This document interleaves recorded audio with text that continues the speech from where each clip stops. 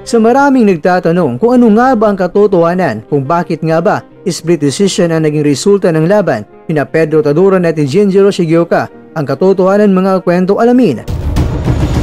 Junto Nakatani, bad trip na sa mga dahilan ni Naoya Inoue kaya akitin nila agad ang WBO Featherweight World Champion na si Rafael Espinosa. Aba teka, magandang laban nito ah. Dito po galing mga kwento ang balitang ibabagi ko sa inyo. Kaya tara, kwentuhan na.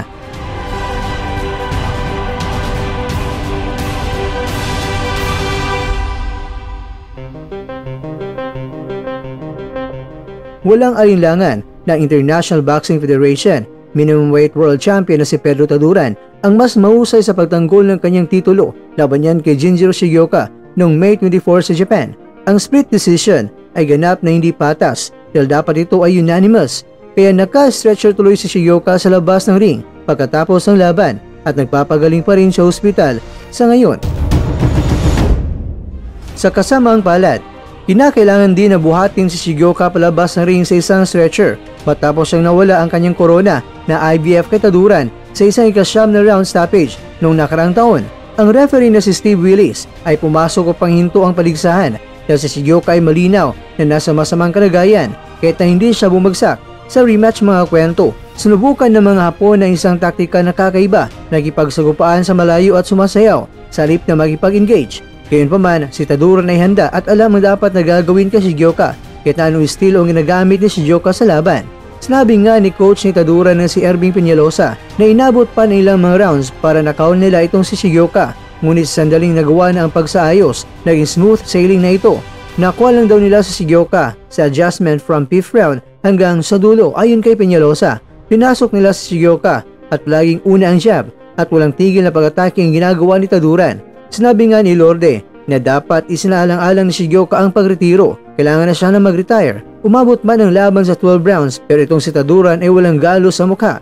Kaya nga dapat unanimous decision ang resulta at hindi raw maganda yung American judge dahil nakita ito ng Filipino judge na si Hilko sa score na 115-113 at ang Japanese judge na si Katsuhiko Nakamura ay miscore ito ng 118-110 parehan sa Pinoy na kung saan umani siya ng papuri sa kanyang kawalang kinikilingan kahit na kaubayan niya ang lumalaban. Ang hurado naman na taga Maryland na si Dave Braslow ang tinutukoy ni Lorde na kung saan hindi maganda ang hurado ito na nabigay ito ng 115-113 para yan kay Shigeoka. Sa kanilang unang pagkikita, nauna si Taduran sa scorecard ng tatlong mga hurado bago itigil ang laban. Nasa 78-74 na judges Adam Height ng Australia at Matteo Montaglia na Italy, habang itong si Judge Jerome Rage ng France ay nabigay ito ng 77-75. Sa rematch mga kwento, umiscore si Braslow sa unang tatlong round para kay Shigeoka at binigyan pa si Shigeoka ng huling frame na pinangungunaan ni Taduran yon, habang Hapones ay napupumilit na makaligtas sa pagod at masamang pambubugbog. Nakita ni Nakamura si Taduran na nanalo ng 10 out of 12 rounds, kabila ang huling 4 na mga rounds. Binigyan ni Ko ng 7 rounds si Taduran na nagsabing mas mahirap itong hamon. Ayon naman kay Taduran, ay mas nahirapan siya ngayon dahil mas magalaw si Shigeoka kaysa sa dati.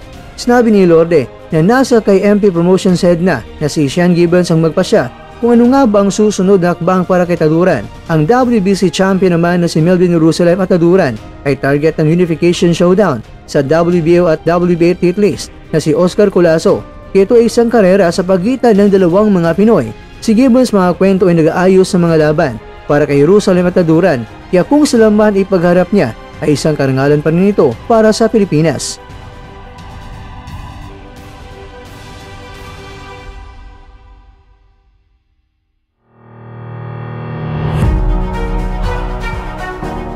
Mga kakwento, naiinip na ang team ni Nakatani sa mga dahilan ni Inoue. Puro kasi iwas at nagsasabing maghintay na lang muna sa susunod na taon para palagan ni Inoue itong si Nakatani. Kaya naman ang target nila ay akyatin ni Nakatani ang WBO Featherweight World Champion na si Rafael Espinosa. At kung magamuna si Inoue muli ay susunod na ni Nakatani si Inoue. Ikaw ang kwento, kung may kasa ang Nakatani kontra Espinosa, kanino ka?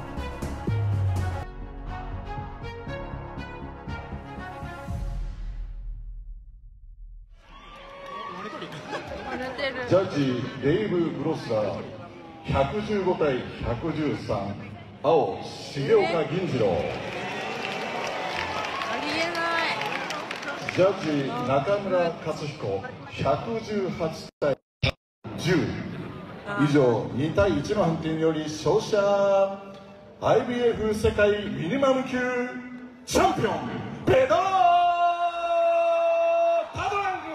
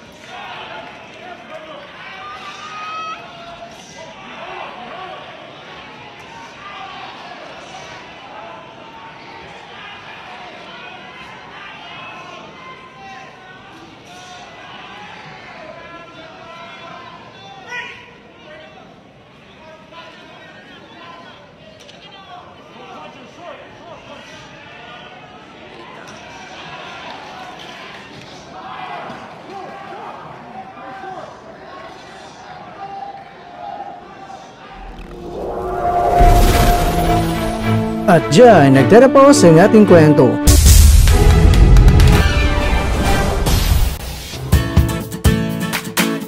Maraming salamat mga kakwento sa inyong panonood. Pero baka naman mga kakwento ay nagustuhan niyo po ang kwento natin ngayon. Baka pwede niyo po akong mabigyan dyan ng like, subscribe at pa-click na rin sa bell button.